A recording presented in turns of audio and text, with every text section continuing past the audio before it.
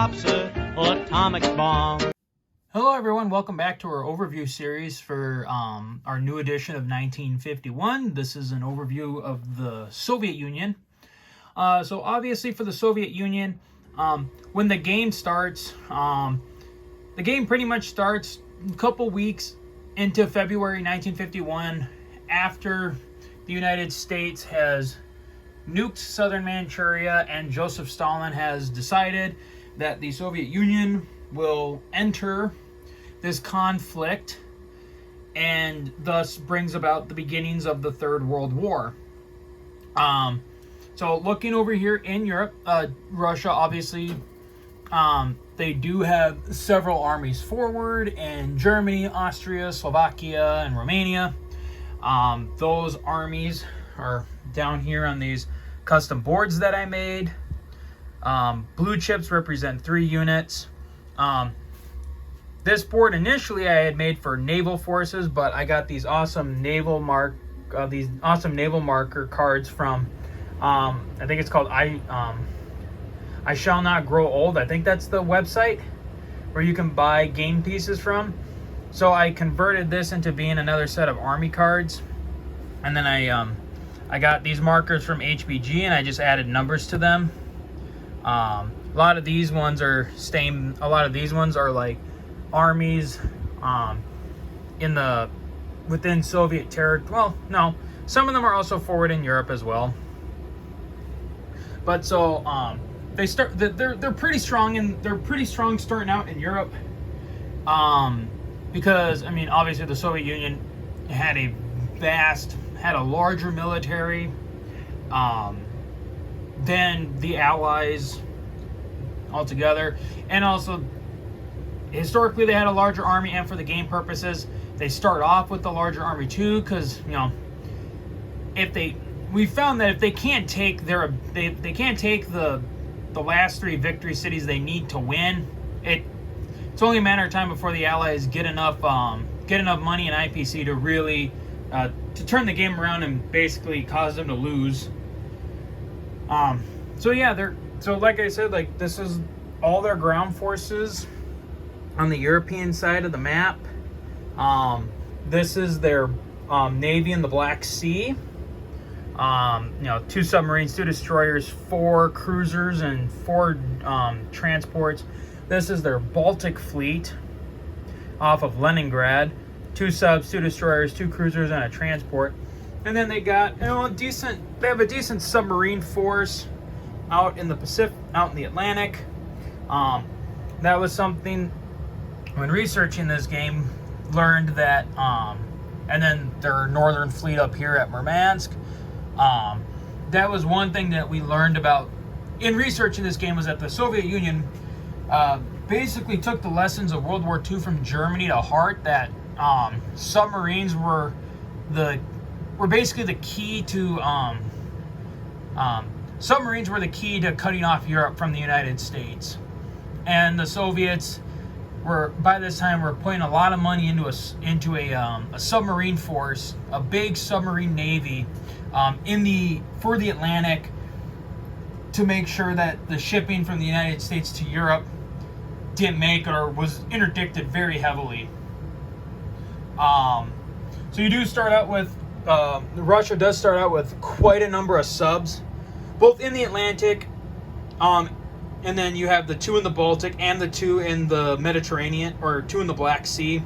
So Russia starts off with a vast number of submarines.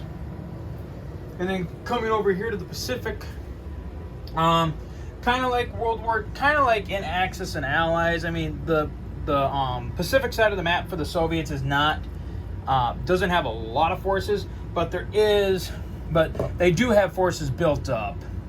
They do have some forces in the Pacific, especially because of the war in Korea. The Russians did send more troops to that area in case they were going to have to, in case they were pulled into it anyways. So they have like a small fleet here near Vladivostok. They have a small army contingent and a small air force contingent there.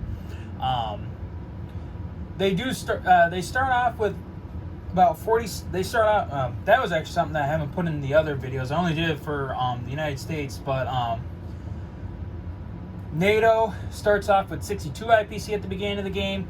SATO starts off with 30, and the Soviet Union starts off with 47 IPC. But the Soviets gained quite a bit of IPC kind of at the beginning of the game because they just overrun Europe pretty quick in the first couple turns, which usually gets them enough IPC to really get to get their footing in place in both areas. Though just like World War II in a sense, they are fighting a two-front war. So that's kind of the challenge as the Soviet players. How much do you want to put in Europe and how much do you want to put in the Pacific? Because if you neglect one, that could kind of be a difference between winning and losing on either side of the board. But I mean, China, and I'll get more into this with the China video. Like, China is a decently powerful land force. However, and this is something I think I noted even in the overview game that at least in the Pacific, the Chinese and the Soviets do not have a powerful navy. Their navies are extremely weaker. Well, the Chinese Navy is weak in general because obviously Mao just won the Civil War, and China doesn't have much in the way of a navy. And the Soviet Pacific Fleet was still kind of coming around because mainly the focus was more in Europe. In the event that something happened there, that Europe was kind of going to become the focus for the Russians. And yeah, I guess that's pretty easy to explain that, the Russians were solely more focused on Europe than they were in the Pacific, and you can almost see that throughout the entire Cold War. So that is basically Russia's sort of disposition. Though it's kind of Russia's dispositions at the beginning of the game. A decent-sized force in the Pacific. Vast amount of forces in Europe and Western Russia, with some forces down south near the Middle East that can go into the Middle East if need be. So then, kind of going over their pieces. For the most part, for the Russians, you can use the pieces that you get with the Russians in Global 1940. You can do that with infantry, mech, artillery, tanks. Through historical board gaming, we upgraded the Russian tanks from the Axis and Allies pieces to these the Russian T-34 85s, the 85 millimeter guns, I think is what they are. I think that's it. Can't quite remember off the top of my head. But so then, pieces that you would have to buy for this map, Katyusha rocket trucks. Those are the self-propelled artillery for the Russian team. MiG-15s, because the MiG-15 was the premier Russian fighter at the time, or the Russians' premier jet fighter at the time. You need to buy the Yak transport aircraft, and then this. It looks like it is a B-29. This was something that we upgraded. So I think these are P-38 or the P-38s. The Soviet strategic bomber from World War II. You can keep those if you want to. But we also added at least to my pieces, I added the Soviet B-29. So at the end of World War II, so during World War II near the end, the Soviets were able to get their hands on a couple B-29s that crashed in the Soviet Pacific. And they interned the B-29s and never gave them back to the U.S.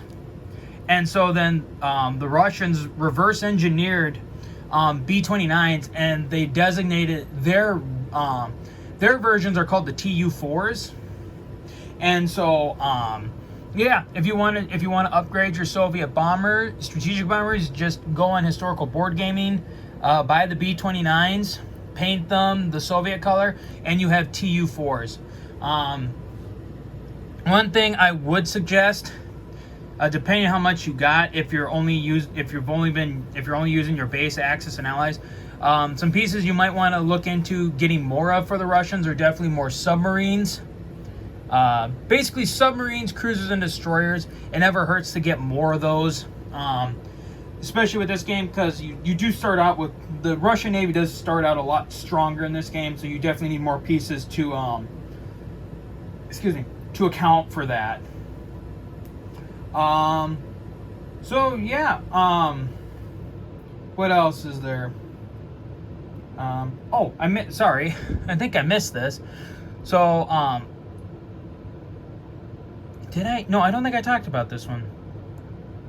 Because I talked about the Katyusha rockets being the self-propelled artillery for Russia. So these are the T-54-55s. These are the Russian heavy tanks pieces that you can buy from Historical Board Gaming for when you unlock heavy tanks. If you don't want to buy pieces, Historical Board Gaming does sell markers. So like that's an airborne marker. They do sell heavy tank markers if you don't want to do that, which in that case, you just put the heavy tank marker down, boom, now you have a heavy tank. Like I said in other videos, when I go over technology, I'll explain the stats for the heavy tanks at that point. So that is that's basically an overview of the Russians. Like I said, very strong in Europe and near the Middle East.